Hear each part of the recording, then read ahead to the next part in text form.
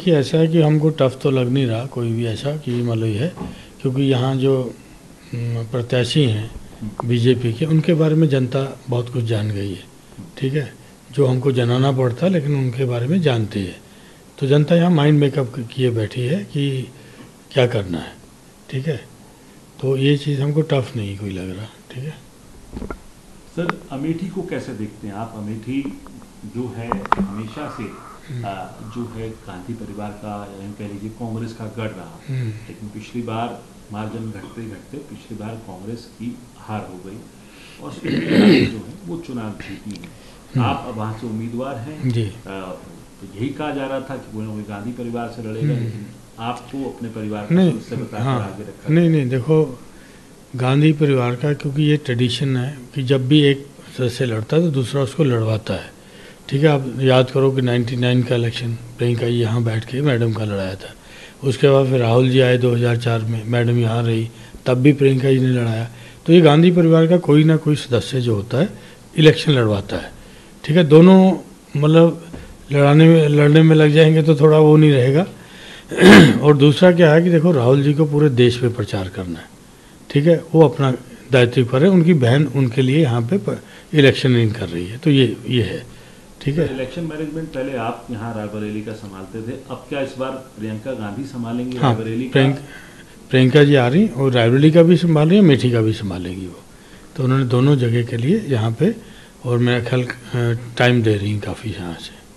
लेकिन सर, कुछ शब्दावली को किस तरीके से देखते हैं आप? चाहे वो यहाँ के रायबरेली के प्रत्याशी हों चाहे जो है अमेठी की प्रत्याशी हों, ये कहा गया कि खुद नहीं आए, खुद चले गए। प्रधानमंत्री तो ये तक कहा कि डरो मत, भागो मत।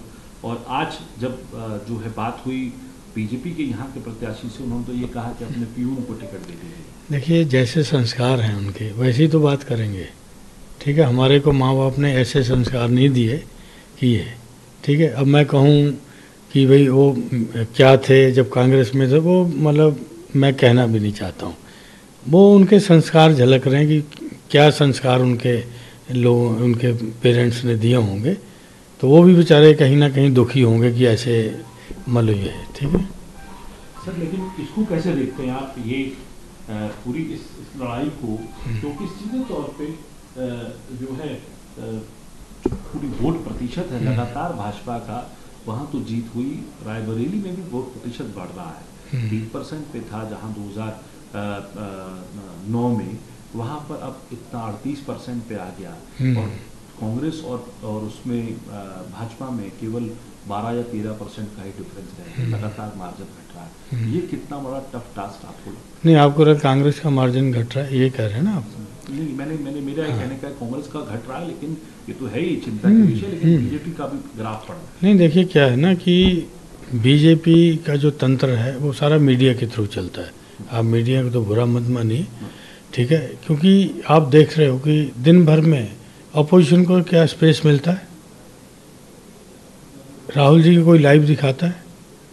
तो ये चीज़ें हैं, क्योंकि जो मीडिया का रोल है, क्योंकि जो कॉरपोरेट हाउसेस अब मीडिया को डील करने लग गए, तब से मीडिया निष्पक्ष नहीं रह गया। ठीक है, तो ये एक कहानी है। लेकिन क्या होता है कि हर चीज़ का एक अंत होता है। ठीक है ना, फिर जो लोग जब देखते हैं कि यही दिखाना है, यही चीज़ें कहनी है, आदमी कहता है यार 10 साल में तुमने क्या किया वो तो बता दो। ठीक है, ये आप कहते हो कि ये है तो वो है, हर दिन आपका कभी 400 पार होता है, कभी मंगलसूत्र आ जाता है, फिर कभी कुछ आ जाता है। तो यार आप 10 साल के बता तो दो कि मैंने ये किया वही। ठीक है, अब वो 4-6 स्कीमें बताते हैं, लेकिन फील्ड पे कि उसका इम्प्लीमेंटेशन तो यार चेक कर लो, कि आपके कार्यकर्ता ही चेक कर ले कि भाई ब्यूरोक्रेसी सही से कर रही है कि नहीं कर रही है। ठीक है, वो तो नहीं है। बस एक बार था ना इंडिया शाइनिंग, आज ये इलेक्शन उसी तरह का हो गया। और सर, जब कह रहे हैं कि मोदी की गारंटी की बात की जा रही है, वहाँ आप लोग न्याय पत्र की बात कर रहे हैं, न्याय की बात, तो गारंटी के सामने न्याय यहाँ टिकेगा? नहीं, न्याय के साथ गारंटी भी तो 25 गारंटी भी तो दे रहे हैं हम लोग। ठीक है, जो 5 न्याय हैं तो उसके बाद 25 गारंटी भी हैं, जो हमारी स्टेटें जहाँ पे कांग्रेस की गवर्नमेंट है वहाँ पे वो लागू हुई हैं। तो इसलिए मतलब हम तो जो कहते हैं वो करते हैं।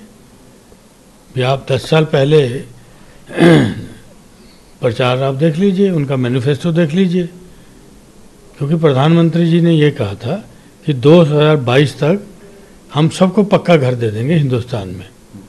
उस समय 19 की बात थी, 3 साल उन्होंने ग्रेस मांगे कि मतलब ये आज तक हुआ वो, ठीक है।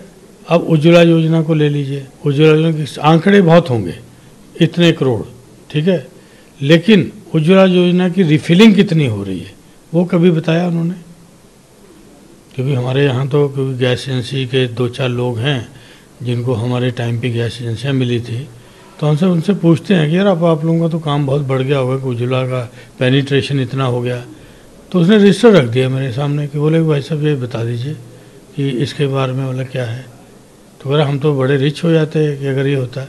लेकिन क्या होता ना, अब इनके बदायूं में शायद था, या मैं सही हूँ तो बदायूं की बात है, वहाँ पे इनके वो हो रहा था कि वो मकान की चाबियाँ दी जा रही थी।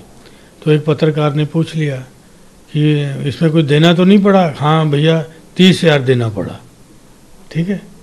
तो उसने तो प्रधानमंत्री लॉन्च कर रहे थे उसको, ठीक है। तो ये चीज़ें देखो, गवर्नमेंट कोई भी आती है विकास करती है, सबको करना भी चाहिए, लेकिन ये देखना चाहिए कि उन स्कीमों का एंड यूज़र तक फ़ायदा पहुंचता है कि नहीं पहुंचता है।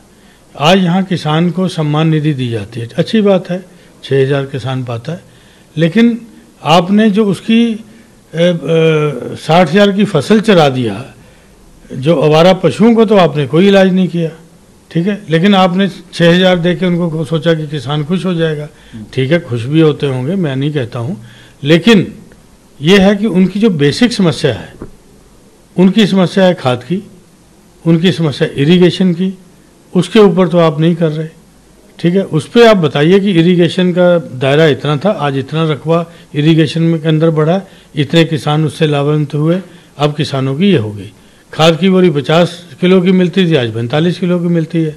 पार्ले जी का बिस्कुट 100 ग्राम का जो मिलता था, अब रेट वही है लेकिन 80 ग्राम कर दिया। तो मतलब ये चीज़ें जनता समझती है। जो कड़ू तेल है, सरसों का तेल बोलते हैं इसको, तो आज वो देख लो ना कहाँ पे है, ठीक है। यहाँ के गरीब आदमी, हम लोग भी जाते थे जब वो, तो हमको पकौड़ी बना के खिलाते हैं कि सरसों के तेल में आपको पकौड़ी खिलाते हैं। अब बेचारे की ये है कि यार मर लगेगा तो पता नहीं फिर ये महीना चलेगा भी कि नहीं चलेगा, मतलब ये स्थिति है, ग्राउंड रियलिटी ये है, ठीक है ना। वो चीज़ों को समझनी चाहिए कि गवर्नमेंट के पास बहुत अख्तियार होते हैं लेकिन ये आत्ममुग्ध हैं कि ये कर दिया, अब इसका ये हो गया, बेनिफिशरीज गिन रहे हैं। लेकिन बेनिफिशरीज गिनने का ये भी तो देखिए कि उस बेनिफिशरी का रेट कितना कर दिया, वो कर पा रहा है कि नहीं कर पा रहा। सर, आप बड़े रणनीतिकार भी हैं, जो अगर हम रायबरेली, और रणनीति रही कि अमेठी से ना लड़के जब राहुल जी ने रायबरेली को चुना और अपना लोकसभा क्षेत्र पिछली बार जहाँ से लड़े थे वो चेंज किया, क्योंकि सवाल जो है यहीं से उठाने शुरू कर दिए हैं बीजेपी कि लोकसभा क्षेत्र चेंज कर लिया और पहले गए अमेठी से वायनाड और वायनाड से यहाँ आ गए, तो इस पर क्या कहेंगे आपको? नहीं देखिए, हम लोग क्योंकि ये तो शीर्ष नेतृत्व का निर्णय था क्योंकि पहले तो यहाँ था नहीं कि कौन लड़ेगा, तब तक था नहीं, फिर ये हुआ कि राहुल जी यहाँ से लड़ेंगे, ये शीर्ष नेतृत्व का निर्णय था। मतलब ये है कि अब स्मृति ईरानी को मैं भी हराऊंगा, बड़ी बात बोल रहा हूँ मैं।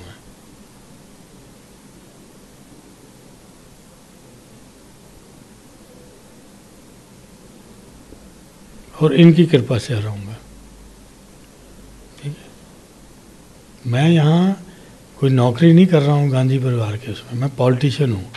मैं यूथ कांग्रेस से 1983 में यहाँ पे आया था, यूथ कांग्रेस के द्वारा चुन के, ठीक है।